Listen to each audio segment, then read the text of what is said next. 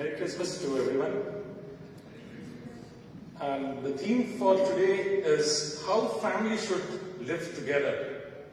And we heard three different passages which were read to us. First was from Zechariah chapter 8, verses 3 to 6. And then was the epistle reading, the Colossians chapter 3, verses 12 to 21. And the gospel reading was taken from the Gospel of Luke, chapter 2, verses 41 to 52. If you see Zechariah, chapter 8, verses 3 to 6, the conclusion which I could draw is it's about the Lord's promises to bless Jerusalem.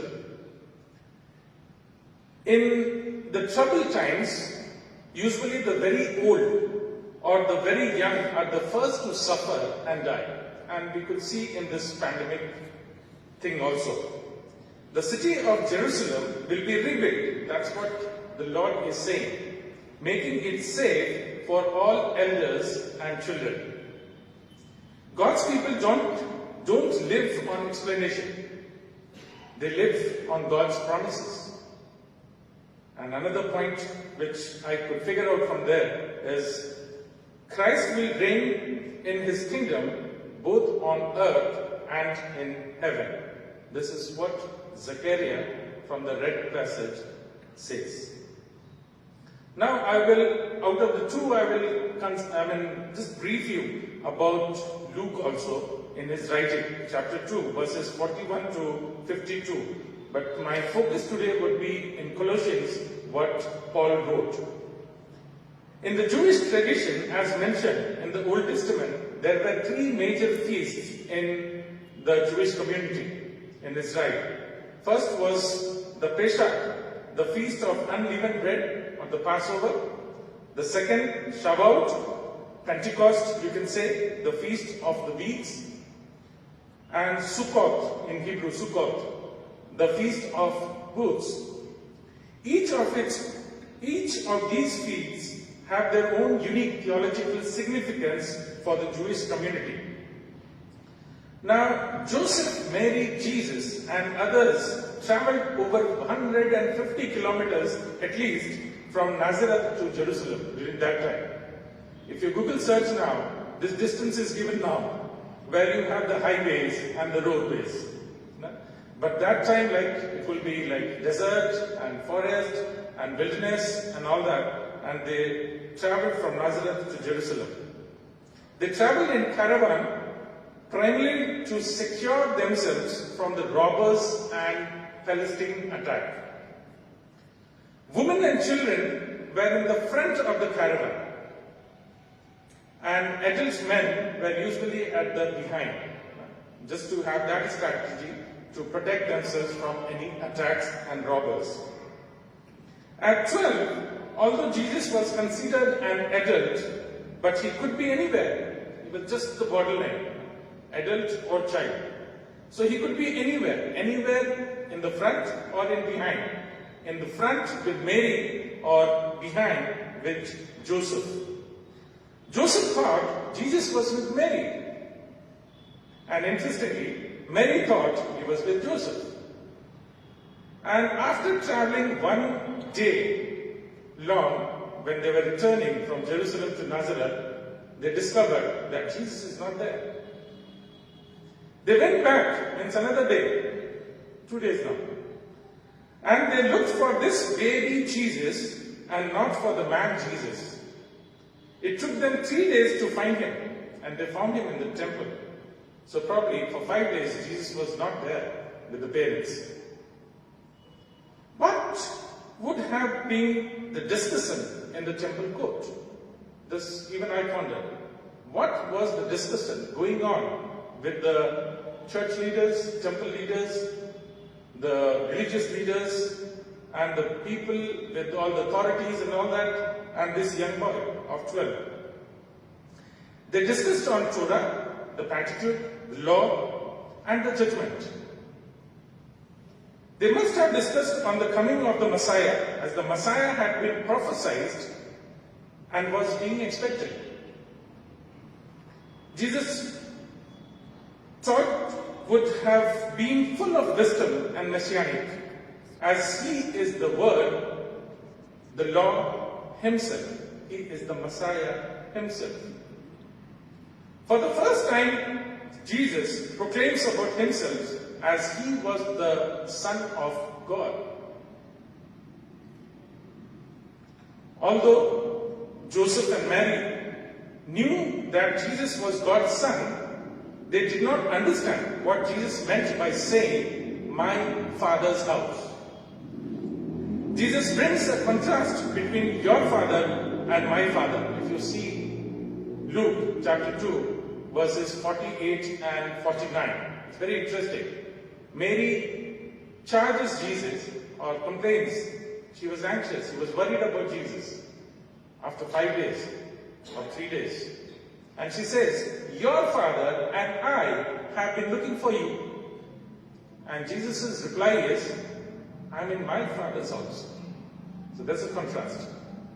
In a way, a conflict of words as well. They did not understand what his mission would involve, though they knew that he is a special child, he is born very uniquely, but they did not understand the whole picture. And I always wonder, like we sing that song, "Mary, did you know?" I said, "No," she didn't know. When she kissed the face of Jesus, she never knew like she's kissing the face of the God. And I always say, I have the answer when you question and sing that. No. Because these are the things which says, or she knew partly or partially the truths about his being. Mary had to let go of her child and let him become a man, God's son, the Messiah. Because that was promised. The angels had told Mary, and she knew all her physical body and analytical body, everything like told about Jesus. Even though Jesus knew his real heavenly Father, he did not reject his earthly parents. He remained obedient under the authority of Joseph and Mary for the rest of the 18 years. He was 12 then, and for the rest of the 18 years also, he remained obedient to both Joseph and Mary, till he was 30 years of age, and then he went out for the ministry for 3 years. God's people do not despise human relationships and family responsibilities. I can just give you the verse. If you read 1 Timothy chapter 5, verse 8, it says like, if any believer, in fact, it doesn't say anybody, it says like, if a believer doesn't provide for the relatives and immediate family members, they have not kept the faith and they are worse than the unbelievers. Can you imagine this?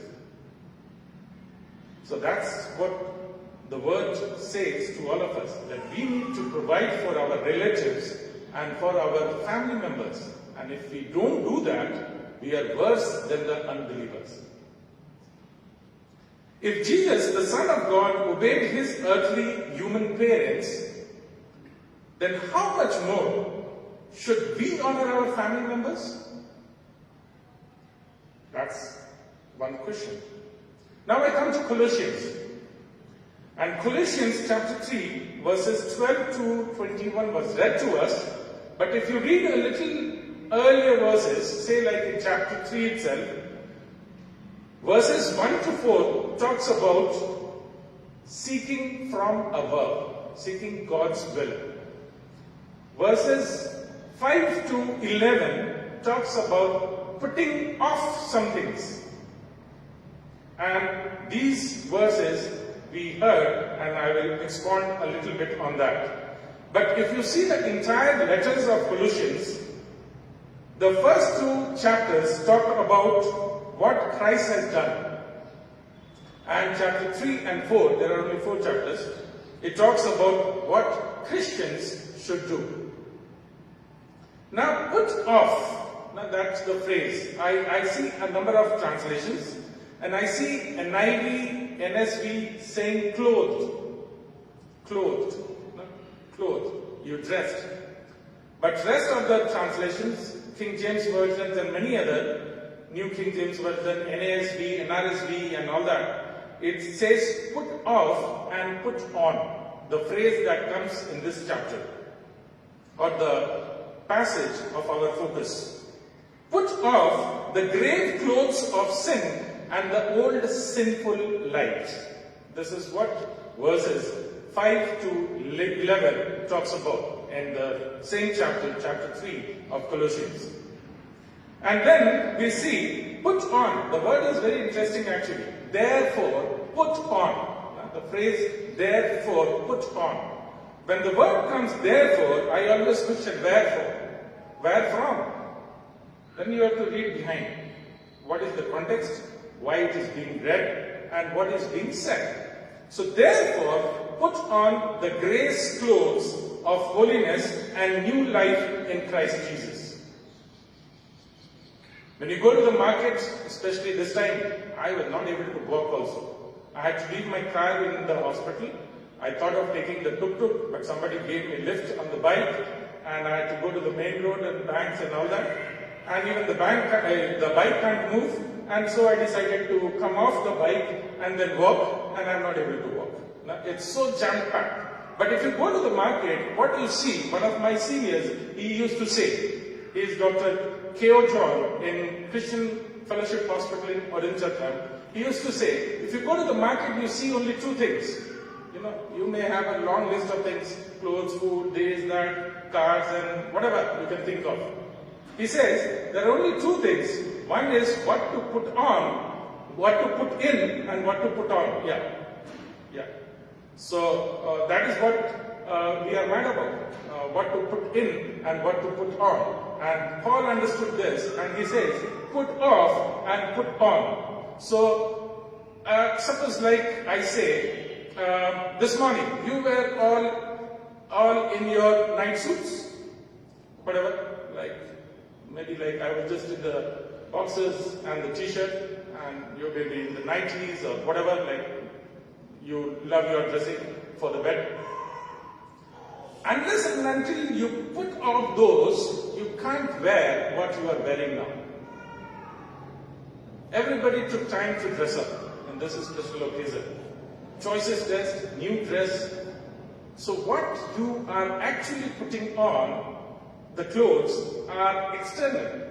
But Paul is talking something more concrete, more meaningful, and he says, put on these virtues, these characteristics within yourself, in your heart, in your life, in your appearance of your personality or attitude, more than just the looks that we all have. And he says, put on the grace clothes of holiness and new life in Christ Jesus. Everybody is so well dressed. I see, yesterday, it was 25th of December, Christmas Day, packed, people were so many, and everybody looked so good. I was also looking around, everybody. It was a fashion show. All looked fashionable. Yes, all looked fashionable. So if you see verse 12, Colossians chapter 3, it says, put on or clothe yourself with compassion. Some translation says compassion, other translation says tender mercies. As believers, we need to always display tender feelings of compassion towards one another. Then in the same verse it says put on what? Kindness. Put on kindness. We are saved because of God's kindness towards us through Jesus Christ. We ought to show kindness towards others, therefore. We ought to show kindness towards others. And this is a commandment actually. Paul has used it in Ephesians also. If you see chapter 4 verse 32, he says, be kind to one another. And if you see in the Bible, it is probably over a dozen verses, or maybe as at least 20 verses, which talks about kindness directly. Then it says put on humbleness of mind. The third thing. There are 8 altogether, and the third is put on humbleness of mind. In Paul's days, the pagan would not humble. I mean, even now. And so probably we are pagans, because once we say like we are believers, we cannot have something other than humility. Instead, they admired pride and domination. Everybody, just see around. Everybody wants to dominate. And there's so much of pride, I in us. Humility is not thinking poorly of oneself. I often say, like, if you see like lots of speakers when they go there and they say like up there, I humble myself. Or in humility I say this. If the humility is directly related or directly given that acknowledgement to Christ, it's humility. Otherwise, the moment you say, I humble myself, you are not. Because the I word comes first than any of the sentence or the phrase you use. It's very interesting actually, think about it. So I am not out of myself means I have a pride. I acknowledge myself. And humility is actually not talking poorly about oneself or lowly about oneself, but it is not at all talking about oneself. It's talking about God Almighty. Very difficult actually to practice. The person with humbleness of mind will think of others first and not himself or herself. Put on meekness, fourth one, meekness or gentleness. Some translations, they say that. Meekness is not weakness. Yes. Meekness is not weakness. It is power under control. It is like a breeze. You go out, you feel that breeze. It is like wind. Maybe sometimes a stronger breeze, wind. And these breeze and winds can turn into storm, cyclone, tornado. So it's the power under control. So that's meekness. The fifth one, which you can see in the 12th as well as the 13th verse of Colossians 3. Put on, the fifth one, what? Long suffering, that is patience. Long temper. The short-tempered person speaks and acts impulsively and lacks self-control. I have been very impulsive. I have to learn this. I have to learn this in a hard way. Even when humiliated, harassed, or provoked, the long-suffering person would not retaliate. It's a holy character. It's difficult to practice, and I'm learning. I'm learning in my workplace. And the sixth one is put on, forbearance. Literally, it means to hold up or to hold back. And the example is, God is forbearing us, sinners, and He holds back His judgment upon us. So when He does that, how much more we should do that? We should not judge. We should not hold on to certain mistakes or hurts that people do against us. Meekness, long-suffering, forbearance go together. Now the seventh one is put on forgiveness. Another very difficult thing. A believer must not merely endure grief or provocation and refuse to retaliate. We may not outwardly, impulsively, in action do something, but in our heart and mind, we don't forgive. He or she must always forgive the troublemaker. We may be surrounded by such people, definitely. Troublemakers, everywhere, troubleshooters. Otherwise, the feeling of malice will develop in our heart and it can lead us into greater sins. So the consequences is not always external, it is internal also. What our unforgiveness or short-temperedness can lead to. It will destroy ourselves. It is Christ-like to forgive. Forgiveness is actually fullness of the love of God. And the eighth virtue or characteristics is put on love, which is above all. Which is above all. Love is the most important of all the Christian virtues. Love is the first fruit of the Holy Spirit. All other virtues follows: joy, peace, long-suffering, gentleness, kindness, patience, meekness, and so many. You can read 1 Corinthians chapter 13. It talks about love, agape. Now, if you see from Colossians 12 to 14, out of all the virtues, what we draw, faith in Christ Jesus not only changes individuals, it also changes families, homes, communities, and nations. The strength of a nation is derived from the integrity of homes, of families, of houses. Something is terribly wrong with the families and homes. That's what we sense, that's what we see, that's what we hear. Broken homes, unstable homes. As followers of Christ, we must build godly Christian homes.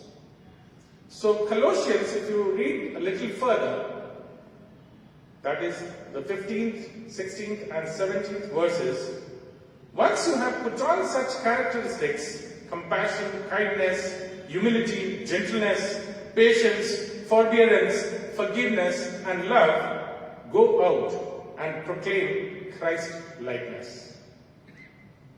It doesn't stop there. Just go out. And what you need to proclaim and profess? The peace of Christ. It's interesting that in even our worship order, we have the peace in the beginning, and we have in the peace to share in the middle of the service, and again, go in peace to serve and love the Lord. This is what the Presbyterian or the clergy, the priest says always. Peace, peace. The word is shalom. The word is shalom, which means completeness, holiness, fullness, wholeness. That's the word, shalom. So if you go to the Jewish community, they don't say Jai Masihi or praise the Lord. They say shalom, which is more complete. And even Christ taught that. My peace I give to you. So the peace of Christ has to be professed and proclaimed. The word of Christ has to be professed and proclaimed. The name of Christ has to be exalted and professed and proclaimed. That is what 15th to 17th verses. The last section is Colossians 3, 18 to 21 verses. It's the duties now. When you understand that, it comes very directly to husbands, wives, children. And if we have in our household the servants or the helping hands, we shouldn't say slave, but in that culture it was slaves. So the rest of the verses are addressed to the slaves as well. 22nd downwards to chapter 4, verse 1. But then, like, we can find through our readings, and it says, like, husbands and wives, what is the instruction? It's a love and submission. That's the phrase. Christian wives, submit to your husband. Christian husbands, love your wives and do not be harsh with them. That's very profound. What wives need? They need appreciations from the husband. Husbands, what they need much respect, honor, regard from their wives. Parents and children, the second section, encouragement and obedience. Christian children, obey your parents. Christian fathers and mothers, do not embitter your children. These verses regulate behavioral pattern within the Christian household. Both our thoughts and conducts are to be submitted to the Lord Jesus Christ. A life ruled from above, where Christ reigns, is an abundant life in marriage, parenthood, and everyday work. Often we say, this is my professional life or work life, This is my family life, this is my individual life, this is my church life, and this is my soul life, and soul life, and soul life. We compartmentalized everything, but it's only one life.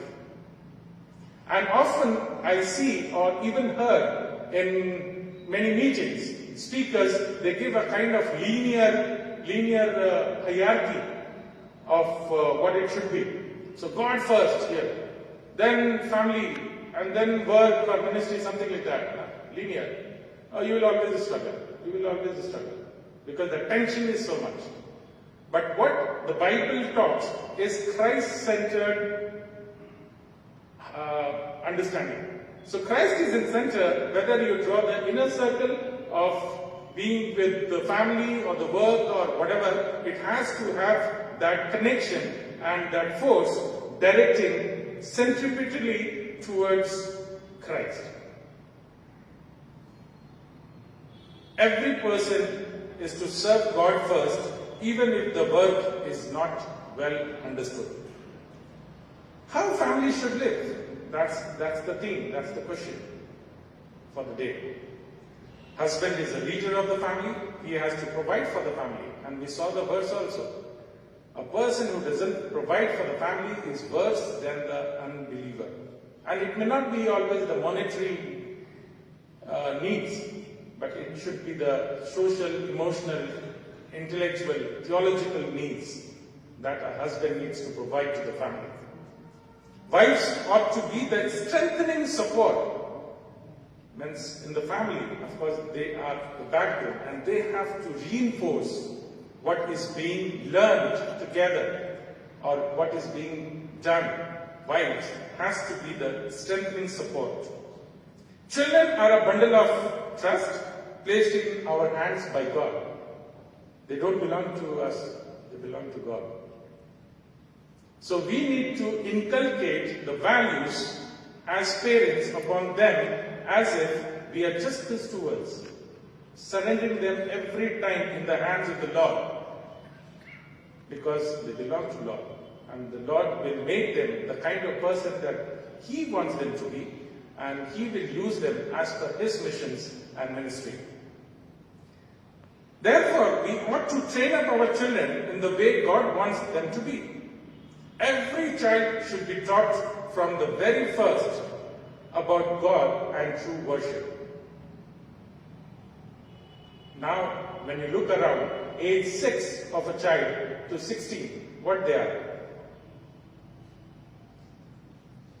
Hours together, 8 hours, 10 hours a day. Just keep account of your children, what they do. It's there, gadgets, TV, screens. It has taken the place of worship. It's very difficult to take it out. And it is said, by the age of 7, a personality of that child has already been formed. This is what the psychologist or the psychiatrist, they say. And that is the time when we leave them to themselves. Play, do around whatever you want. And after that, when you try to inculcate values, it's so difficult. So right from the day one, the child of the birth, the child needs to be trained with different disciplines that we and you would like to. Certain facts about the thing, about this region, Chotanagpur. About 95% of the tribal population in Chotanagpur are in the clutches of alcoholism. This is one of the major problems. I put that as the first problem. When I came here 4 years back, this was the published thing from Times of India and Hindustan Times. So I'm not talking about my own gut feeling. Over 80% of the populations have unstable homes. 80%, just imagine. And even the church is not out of that. If suppose we are 100 people sitting here, because of the data, I can assume that 80% of the families are not stable, unstable, with different domestic problems, domestic abuse, violence, so many things. I don't want to enumerate. More than 90% of the Christian tribal populations are into idolatry and witchcraft. In fact, like it is more on Protestants than on Catholics. Kala tikka, kala dhaga, samanguti and all that. You look around, you will find maybe like a person sitting beside you. So when you claim that you belong to Christ and you do these things, I don't understand. There are so many things. I have a long list, but I don't want to hurt anybody. If the Spirit or the Word of God will tell you, if you are really seeing things from above, as Colossians 3 verses 1 to 4, 6. And I see like it's a big Christian population in Jharkhand or even in Ranchi or Chotanagpur. What I see is people are ritualistically or religiously Christian. Now you again elaborate why I say that. People are ritualistic and religiously Christian rather than relationally Christian. We do so many things without knowing it and we think like that is how it is. But then the relationship with Abba Father through Jesus Christ may not be there. And sometimes I say like not only ritualistic or religiously Christian, but festively Christian. We see people coming only for festivals. And that's only twice in the year. Interesting. With all respect to everybody. Now Joshua understood this and he says, Joshua chapter 24 verse 15.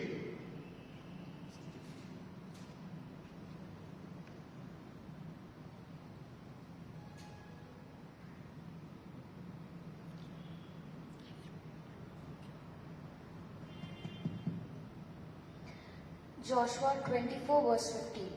If you are not willing to serve him, decide today whom you will serve, the gods your ancestor worshipped in Mesopotamia or the gods of the Amorites, in whose land you are now living. As for my family and me, we will serve the Lord. Thank you. We all know this verse. When we say like Joshua 24:15, we will know the third part or the last part of the verse. But the verse is actually long. And the verse compels us to make a decision. He says, whom do you want to serve? Whom do you want to worship? Whom do you want to follow? What do you want to do? Certain rituals? Or being religiously right? Or you want to have a relationship? And he says like if you want to worship them, the idols, you may. But if you want to worship the God of Jacob, the God of Abraham, Jacob and Isaac, then it's something different. And he says like, it demands a decision. First, put off, means your all thing. As you come out of the bed, you put off certain things. And then you put on. What your decision is, to obey and worship the trustworthy Lord? Or trust the local gods, the numerous idols that we have in our life? Certain relationship, gadgets, even the work. So many things. We have a long list of idols in our life. Idols actually. Idols. The choice has always been yours. Even now, Christ gives you and I the choice to decide what we want to do. But as for me and my household, we will serve the Lord.